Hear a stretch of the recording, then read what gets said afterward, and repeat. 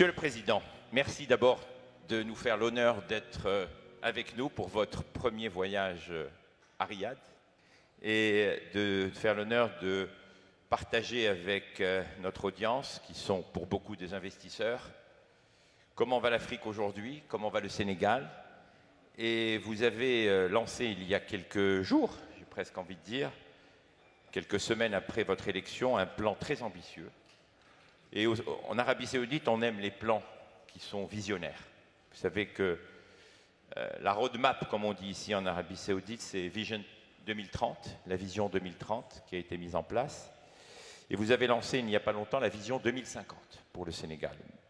Pouvez-vous partager avec nous ce que sont les principales priorités pour atteindre cette croissance durable d'ici 2050 et surtout comment, Monsieur le Président, le pays se prépare à intégrer les investissements étrangers pour appuyer cette transformation?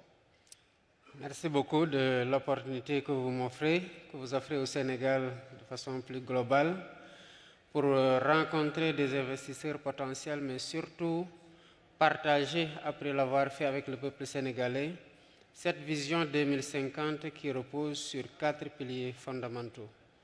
Comme vous le savez, depuis que nous sommes arrivés au pouvoir il y a de cela 7 mois, nous avons décidé de sortir de la logique des urgences électoralistes et de nous dire qu'il nous faut regarder très loin pour pouvoir mieux planifier et pouvoir prendre en charge de façon beaucoup plus large les préoccupations, mais surtout dans le cadre des solutions que nous devons trouver. Nous avons remarqué que, de base, au Sénégal, nous avons, comme partout ailleurs en Afrique d'ailleurs, des ressources minières et minéralières importantes, mais qui sont exportées tout le temps à l'état de matières premières, n'offrant pas au pays l'opportunité de les transformer sur place et donc d'ajouter de la valeur. Et nous avons dit qu'il nous faut inverser ce cycle. Et c'est la base de la transformation systémique de notre économie sur laquelle repose la vision 2050. Nous avons dit qu'il nous faut d'abord commencer par transformer sur place les matières premières, ajouter de la valeur, exporter et rééquilibrer la balance commerciale du pays. Évidemment, cela ne sera se faire que lorsque nous aurons des industries capables de transformer ces matières premières. Qui dit cela dit énergie. Mais le monde en est aujourd'hui à une préoccupation climatique importante qui nous impose des défis écologiques. Et nous avons dit le deuxième pilier, donc, c'est faire en sorte que nous ayons une énergie beaucoup plus accessible, beaucoup plus verte, pour avoir une économie qui soit à la fois durable mais résiliente. Mais quand on parle de transformation, quand on parle d'industrie, il faut que ces industries-là puissent être accueillies dans un cadre favorable pour l'investissement.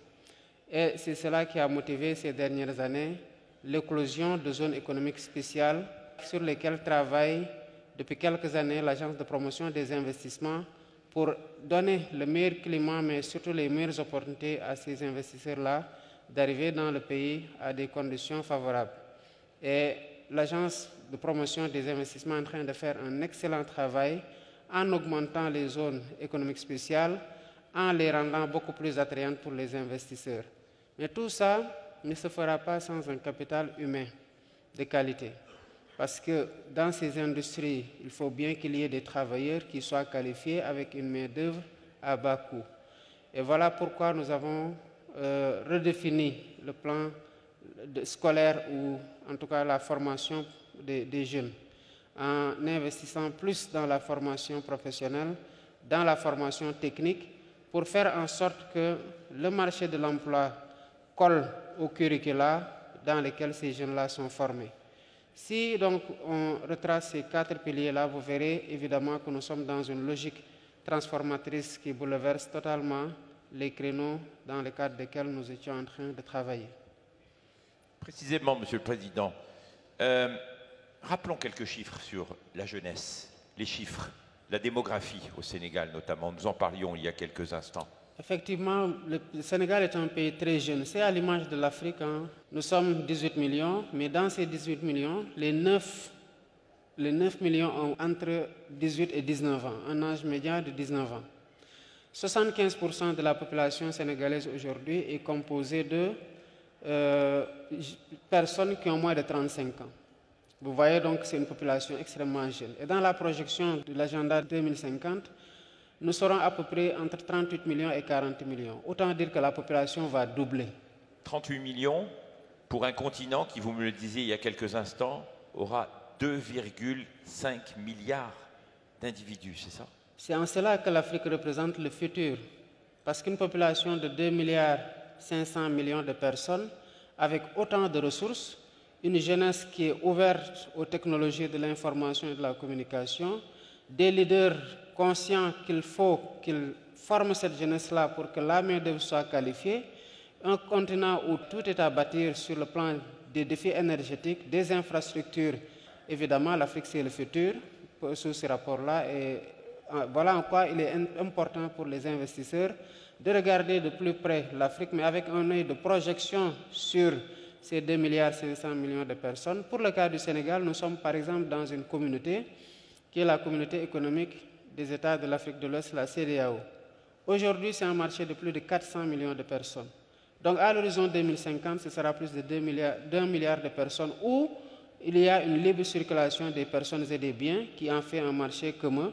Et quand vous investissez par exemple dans un pays comme le Sénégal qui a une ouverture sur l'océan, qui a une stabilité politique, mais vous investissez sur un marché de près d'1 milliard de personnes à l'horizon 2050. Et 2050, c'est demain. On se rappelle tous du passage à l'an 2000, c'était hier.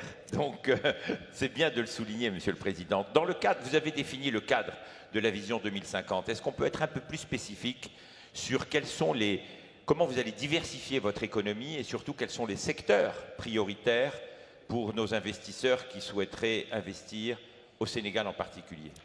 C'est en cela que vous voyez que tout est connecté. Quand on parle de diversification économique, nous parlions tout à l'heure de jeunesse. Qui parle de jeunesse aujourd'hui parle d'hyperconnectivité, d'attirance presque innée à ce que sont les nouvelles technologies de l'information et de la communication. Récemment, à l'Assemblée générale des Nations Unies, après l'Assemblée générale, je me suis rendu à la Silicon Valley. Pourquoi faire? Pour plaider et vendre un rêve que nous avons à cœur de réaliser dans les meilleurs délais d'un hub technologique au Sénégal dans le cadre d'un New Deal technologique. Le New Deal technologique consiste à dire à toutes ces entreprises des GAFAM et de toute autre entreprise de la FinTech mondiale, vous avez un pays où la jeunesse est extrêmement portée vers les nouvelles technologies de l'information et de la communication. Et nous avons des champions locaux, mais nous avons aussi des champions qui ont pris presque naissance au Sénégal, qui se sont ouverts très rapidement en Afrique. Le New Deal technologique consiste à prendre ces champions-là, à les donner comme modèle, à les sublimer, à donner aux jeunes la possibilité, comptant sur l'intelligence artificielle, leur attrait par rapport à cette technologie-là et le potentiel qu'ils ont de pouvoir véritablement les amener vers des métiers numériques qui offrent beaucoup de potentiel. À côté du numérique, vous avez l'agriculture. 2 milliards 500 000 bouches à nourrir le matin, à midi et le soir. Donc évidemment qu'il nous faut investir énormément dans l'agriculture pour la souveraineté alimentaire de nos pays et donc de ces 2 milliards 500 millions de personnes et même d'autres parties du monde parce qu'il faut penser être excédentaire et évidemment exporter. À part la sécurité alimentaire, l'agriculture, la technologie, l'énergie aussi, non? Ah oui. Le Sénégal va devenir bientôt une puissance énergétique. Nous sommes aujourd'hui à 110 francs le kilowattheure. Notre ambition quand on est arrivé, c'est de faire que le kilowattheure baisse au moins jusqu'à 60%. Et au niveau de l'Agence de promotion des investissements, nous avons un projet phare de près de 4 gigawatts d'énergie solaire. Nous sommes en train d'explorer tous les créneaux pour pouvoir avoir une énergie beaucoup plus propre, mais surtout à moindre coût. Mais l'un des projets aussi qui peut aller très rapidement, c'est qu'on a récemment découvert beaucoup de gaz offshore au Sénégal. Et nous cherchons un troisième partenaire pour ce gaz-là. C'est d'autant plus important pour nous que ce gaz-là ouvre des perspectives pour l'agriculture parce que c'est connecté après le gaz to power pour baisser la facture énergétique, mais c'est connecté à des usines de durée pour avoir une agriculture beaucoup plus performante. Donc il y a une certaine connectivité entre aujourd'hui ce que nous sommes en train de faire sur le plan de l'énergie, mais que nous essayons de socler aussi à ce qui doit booster l'agriculture, notamment la production d'engrais, d'urée avec le phosphate. Monsieur le Président, comment les investisseurs peuvent accompagner tous vos projets industriels, diversification économique, en appuyant ce qui est le plus important, le capital humain? Nous sommes en train de booster des initiatives qui existaient et de concevoir de nouvelles initiatives pour pouvoir toucher le maximum de jeunes et de femmes. Au Sénégal, chaque jeune que vous voyez est porteur d'un projet. Chaque femme que vous voyez est porteuse d'un projet. On dit chez nous que c'est les femmes qui se réveillent à 5 heures du matin pour aller prendre le poisson des marailleurs et le revendre au marché pour pouvoir soutenir la famille. Autant dire qu'elles sont très battantes. Et les jeunes aussi portent toujours un rêve de soutenir la famille, de prendre le relais. Donc c'est des jeunes qui se battent du matin au soir. Et après les avoir formés et qu'ils ont maintenant des projets, il faut pouvoir financer ces projets-là. Nous avons au Sénégal mis en place ce que nous avons appelé une agence nationale de la promotion de l'emploi des jeunes, mais surtout nous promouvons l'auto-emploi des jeunes à travers une délégation. Et à travers cette délégation, nous finançons des projets portés par des jeunes et par des femmes, notamment dans le domaine des nouvelles technologies, de l'agriculture, mais aussi d'autres initiatives que les jeunes et les femmes portent et qui sont en besoin de financement. Et nous sommes quand même en train de booster ça et de voir des jeunes surtout mettre en place des structures qui commencent à grandir, de voir des femmes qui sont dans un leadership à travers la mise en place de structures aussi qui grandissent dans la transformation des céréales qui sont aujourd'hui utilisées par des femmes transformatrices et qui les revendent à des supermarchés, qui les revendent à une clientèle qui jadis importait de tels produits. Donc nous sommes en train d'avancer et les investisseurs aujourd'hui, quand ils arrivent au Sénégal, ont toujours forcément, quand ils se rapprochent de l'APEX, qui essaie d'avoir un agrégateur des projets à financer, des jeunes avec lesquels ils peuvent aller ensemble et des femmes aussi qu'ils peuvent financer. Le Sénégal va bientôt accueillir les Jeux mondiaux, je crois, de la jeunesse, non? Jeux olympiques de la jeunesse. Les Jeux olympiques de la jeunesse. Vous pouvez nous en dire quelques mots? En 2026, le Sénégal sera la capitale mondiale de l'olympisme. Nous avons pris le relais pour ce qui est de la phase des Jeux olympiques de la jeunesse. Et le pays est en train de se préparer. Comme vous le savez, c'est un pays de sport, c'est un pays d'ambiance, c'est un pays de rythme. Et récemment, le comité international olympique est passé à Dakar avec son président pour voir où est-ce qu'on en était. Et ils sont totalement satisfaits du niveau d'avancement des engagements qui sont pris par le Sénégal. Ils sont arrivés juste au moment où nous avons tenu un conseil interministériel réservé aux Jeux. Et sur le plan de la communication, le comité d'organisation des Jeux a lancé un concours national auprès des jeunes pour la mascotte des Jeux. Et bientôt, ce sera dévoilé et ce sera certainement le coup d'envoi de la communication tous azimuts. Maintenant, nous sommes en train de préparer les athlètes, de préparer les infrastructures d'hébergement, de transport. Le TER, le train express régional qui s'était limité à Diamniadio, va aller maintenant jusqu'à l'aéroport. Et nous sommes en train, en même temps, d'acheter de nouvelles rames pour pouvoir assurer le transport. Mais dans la nouvelle ville de Diamniadio aussi, c'est tous des complexes qui arrivent pour pouvoir héberger, notamment sur le plan hôtelier. Donner en tout cas, bref, parce que nous attendons près de 7500 athlètes et près de 1500 encadreurs. Et c'est une formidable opportunité d'ailleurs de voir ce que la nouvelle ville de Diamniadio est en train de devenir et de pouvoir accompagner ça comme réponse à ce que les Jeux doivent donner avec tout ce beau monde-là qui arrive. C'est un moment magnifique. J'ai eu le plaisir d'être actif dans les Jeux olympiques de la jeunesse en Argentine. Tout le pays était en fête. Donc je devine déjà comment le Sénégal va accueillir ces Jeux. Un dernier point, Monsieur le Président. On ne peut pas parler de transformation économique, de diversification économique, sans parler de stabilité et de leadership régional. Donc, quel rôle compte jouer votre pays, votre gouvernement, si je puis dire, face à tous ces défis aujourd'hui de la paix, de la sécurité, pour qu'il y ait un environnement favorable et stable pour les investisseurs? Pour être tout à fait franc, tout le monde se pose toujours la question de est-ce que je dois investir en Afrique malgré les conflits? Comment rassurer sur la stabilité régionale et ce leadership que vous êtes en train d'incarner?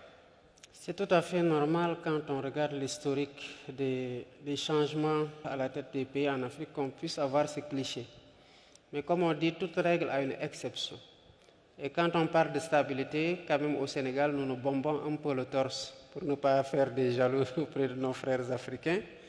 Nous sommes indépendants depuis 1960. On n'a jamais connu de coup d'État. Et nous avons récemment connu 3 alternances démocratiques, des élections à l'issue desquelles les vaincus félicitent le vainqueur. Moi, par exemple, à 22 heures le jour de l'élection, presque 90% des autres candidats m'avaient déjà félicité à travers des posts Facebook. Ils m'avaient appelé directement. Et le Sénégal a connu ça en 2000 avec Abdoulaye Wade, en 2012 avec Macky Sall et avec moi en 2024. Donc sous ce rapport-là, le Sénégal est un pays très stable. C'est un pays très hospitalier, c'est un pays extrêmement ouvert. D'ailleurs, on se fait appeler le pays de l'hospitalité, donc de la teranga. Évidemment, nous savons qu'il y a des problèmes, mais nous sommes un peuple extrêmement attaché à la paix. Voilà pourquoi, dès mon arrivée au pouvoir, je suis allé voir mes frères africains qui sont quelque peu secoués par le terrorisme, qui sont en instance de départ de la CEDEAO, pour prêcher la bonne parole et travailler à bâtir des ponts pour que l'intégration africaine soit une réalité. Et j'ai été nommé médiateur de la CEDEAO pour faciliter les dialogues entre la CEDEAO et les États de l'Alliance du Sahel. Par rapport à la stabilité institutionnelle, moi déjà, mon engagement, c'est de faire du Sénégal un partenaire sûr et fiable. Même si j'ai été démocratiquement élu, je reconnais qu'il y a eu quelques remous dans la période post-électorale. Mais moi, mon défi aujourd'hui, c'est de faire en sorte que ce grand peuple qu'est le Sénégal aujourd'hui, qui réussit, malgré les turbulences, à aller voter dans le calme, la sérénité, pour imposer le leader qu'il veut par les voies démocratiques, qui est très attaché aux valeurs démocratiques quand elles sont compromises, qui se bat pour les défendre, que ce peuple-là puisse connaître aussi des alternances avec un processus post-électoral, électoral et préélectoral aussi calme que l'est ce formidable peuple que j'ai la chance aujourd'hui de diriger. Et cet exemple sénégalais est aujourd'hui en train d'être offert aux autres pays africains et les peuples africains ont tous cette aspiration à plus de démocratie, à plus de stabilité pour pouvoir assurer la souveraineté à laquelle nous aspirons et à laquelle nous ne renoncerons jamais. Un dernier mot, Monsieur le Président de la République. Quel message ferez-vous passer à nos amis qui sont dans la salle, qui viennent du monde entier, qui cherchent des opportunités? Pour citer Son Altesse Royale, le prince Mohammed Ben Salman, quand il a créé cette conférence il y a 8 ans, il avait dit « Je veux que ce soit la place où les gens viennent pour comprendre dans quel secteur et dans quelle géographie investir ». Donc quel est le message que vous passez à nos amis membres et investisseurs qui sont dans la salle? Mais je voudrais d'abord remercier les organisateurs de ce sommet. Et en premier lieu, le prince Mohammed Ben Salman, et à travers lui, formuler des prières pour les serviteurs des 2 mosquées. Vous félicitez en tant qu'organisateur pour cette tribune que vous offrez aux leaders et aux dirigeants. Je voudrais dire aux investisseurs dans la salle de regarder l'Afrique avec un autre œil. Aujourd'hui, en Afrique, c'est l'émergence de nouveaux dirigeants jeunes qui ont mal de voir ce retard que nous accusons sur tous les plans, qui ont mal de voir ce potentiel inexploité et qui ont envie de relever le défi et de faire naître un nouvel espoir qui va se matérialiser comme une réalité intangible en termes de qualité de vie améliorée par rapport à cette population qui l'attend de façon d'ailleurs tout à fait naturelle de ses dirigeants. Et l'Afrique, il faut la voir aujourd'hui, comment elle se réveille, quelles sont les ambitions qu'elle porte, et surtout se projeter avec cette Afrique-là, qui va forcément davantage de jour en jour se démocratiser, qui va forcément gagner en stabilité, mais qui est à bâtir sur le plan des infrastructures, sur le plan des défis énergétiques, sur le plan de la formation des jeunes, sur le plan des défis technologiques, et qui a une population qui avance, qui ne vieillit pas comme dans d'autres continents, une population qui est jeune. Donc venez investir en Afrique et à faire avec nous, à bâtir avec nous dans le cadre d'un partenariat fécond et mutuellement gagnant. Monsieur le Président, merci infiniment pour le temps que vous nous avez accordé et de nous avoir réservé votre premier entretien dans le cadre de votre voyage officiel en Arabie Saoudite.